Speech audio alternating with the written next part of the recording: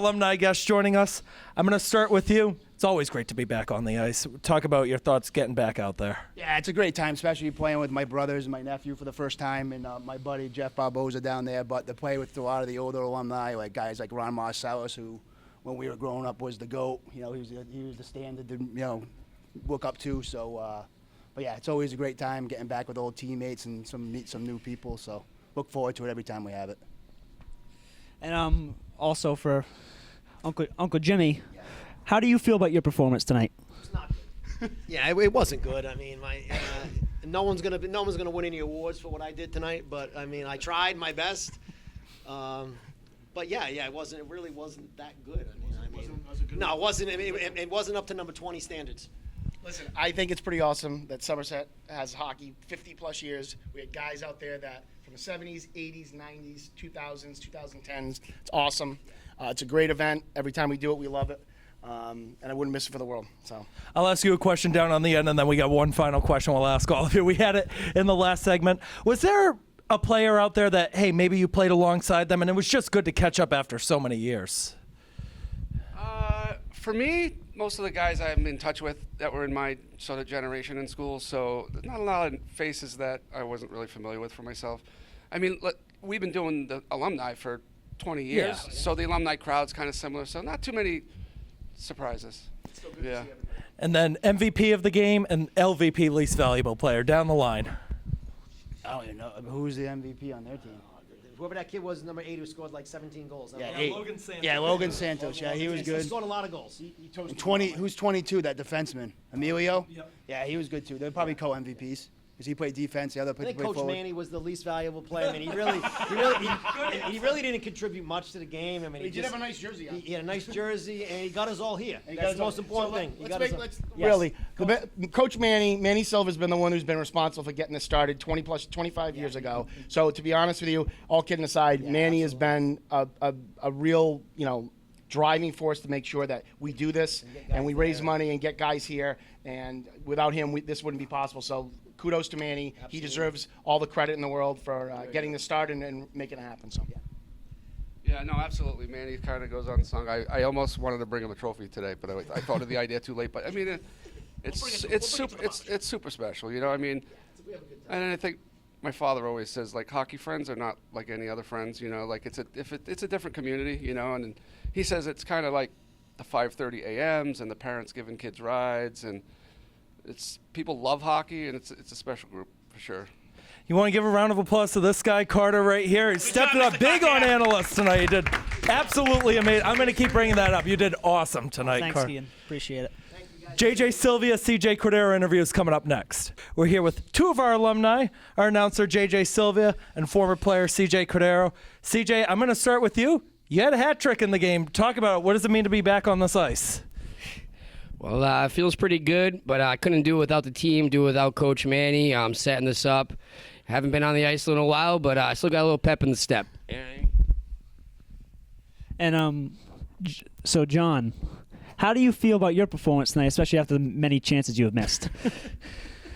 Well, I gotta say, Carter, despite the passive aggressiveness of that question, honestly, I felt like I had decent legs under me. I was obviously sluggish at points, but, I feel like I played pretty good defense. I feel like, I got a couple of good scoring chances in, made a couple of good passes, and at the end of the day, I got to play with my uncles and my dad, which is probably one of the more fun experiences you can have as a hockey player. Now, JJ, Carter and I brought it up during the game. I think we were both really surprised at how fast the tempo, the pace of the game was going. Some of these guys, they were as old as 70 out there, and it looked like they hadn't dropped a beat or even the speed of a shot. Talk about what you saw from some of these OGs out there tonight. Well, I mean, I got to give a lot of respect to the OGs in the program. And honestly, it started from the minute you stepped into the locker room. The vibe was good. Everybody wanted to, get out there and compete. And, it was a good time. I feel like, the pace was good because everybody was just trying to, put their best foot forward, despite that we're all, getting up there in age and are a little rusty, as I heard that you said during the broadcast about me, Mr. Hamblett. And as for you, Logan, how do you feel about the speed of play and the older guys out there as well, really putting on a good performance? Well, I was already tired just tying my skates, so I knew it was going to be a long night. And once after warm-ups, I thought the game was already over. But after the legs started going, the older guys, I hope I age like them. You know what I mean? Like I already feel like I'm 97 years old skating around there, and we got like Ronnie Marcellus out there, all-time leading scorer in the state. The guy literally is older than my dad. Like it's incredible how they're even out there.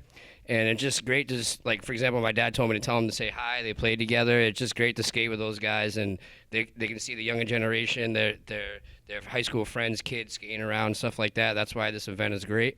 And honestly, it's worth every minute just even walking in these doors, because it's been a while since I've been in this rink. Up here, I remember being up in this room, pizza parties, playing for SWS, stuff like that, and it's just great to be just back in the rink. Well, you just brought it up. It's been a long time since you've been here. I'll ask both of you a question. You guys can each name one. Was there one of the players that was on the ice tonight that maybe, hey, you haven't seen or heard from in so long, and it was just good just to catch up with them?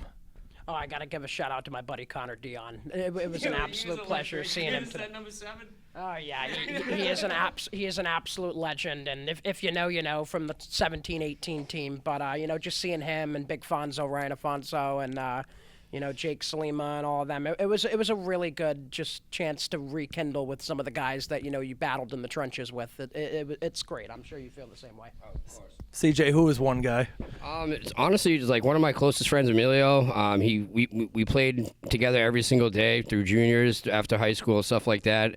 As you get older, you got to start taking on adulthood, and he works every day, national grid, grinding. Just to see us back out here just playing, and it's just great to just see the skates on. My buddy T-Bone, he was at J&B. He was sharpening his skates. There's so much rust on his skates. It started smoking out the hockey shop. So it's great to see him back out here for sure, too. He showed a lot of legs, a lot of heart tonight. So it's just great to see everyone back out there. One final question, and then we'll start wrapping it up. MVP of this alumni game, and then LVP, least valuable player. Who are we picking? One from each. I'm going to say MVP is the guy sitting to my right, all respect, and then LVP, got to go with my dad, John Richard. Not a good performance tonight. John Richard, if you're watching this, you got to step up your game. You really do. I can definitely counter with that, saying he was probably the LVP of the game. I'm gonna go MVP. I'm gonna go his buddy Connor Dion. I'm gonna go with him. I mean, he showed a lot of heart in the locker room. He had the boys fired up. The only thing he was missing was bringing the radio in the locker room. And other than that, he was just on fire. He was just firing the boys up. He was a little upset that they called that goal back, but I told him it still counted. I'll tell you, one of the guys I liked watching out there, Chris Padula, I thought he had a tremendous game on both sides of the puck, too, offense and defense. LVP, it's probably John Silvia in that, too. And I'm also surprised, too, Ron Marcellus. I'm surprised he didn't get on the score sheet at all. I know there was like a big hype about him. I know he's an older guy, too, but I thought I was going to see more of him out there tonight. I really did. He's a humble guy, you know. I think he was a humble guy. I think he's just leaving the points out there for the young guns. I think he was just like, yeah, that's true. Carter, you got an MVP and an LVP, and then we'll sign off. MVP, I mean, there's a lot of guys you can put on that list, but I'm going to go Kuchar. That's a good one. I think Kuchar was definitely one of the, obviously scoring a couple goals and good shot, and definitely one of the, I think you can tell he's definitely one of the guys who's been playing hockey the most out of on the ice. And the LVP, you already heard my opinion about that one. Hey, you know, it's okay. We all love you guys. Final stat total for the night. Logan Santos for Team White, 4 goals. CJ with 3. Justin Kuchar with 2. John Hinvis also with 2. Kevin Dias, Emilio Botello with 1 each. For Team Blue, you had 4 guys scoring 2 goals. Brandon Anderson, Evan, what was Evan's last name? Birch? Borge, all right. All right, and then Brian Shea, Chris Padula with 2 goals each, and Dave Senra with 1. The goalie stats, we had John Silvia, 35 saves. Hey, you know what? 35 saves, that's still something. 48 shots. And then Eric Silva, he could be up for MVP. He did pretty good in net tonight. He started out unbelievable. He's only been playing like 2 games in like a year. And he had 31 saves on 39 shots. Shout out to Brian Moniz, too, stepping into film tonight and helping us get this out on our live stream. Carter Silvia, shout out to you, too. Did a phenomenal job as analyst. You're going to be back on Friday with this guy for boys basketball. You ready to hop back on the mic again? I think it's Game, right? Yeah, round of 32. think Coach Mendy's got the boys fired up. It's gonna be. I think it'll be a great game to commentate, and definitely a great game to just watch in general, because that Somerset basketball team has really been special to watch this year. Every kid on the team can dunk. I've never seen anything like that. I didn't know Dom Taylor could do that. I brought that up to him. I didn't know he could. From seeing Dom Oh, it's unreal. From seeing Dom Taylor in the school, he's kind of a reserved kid, you know.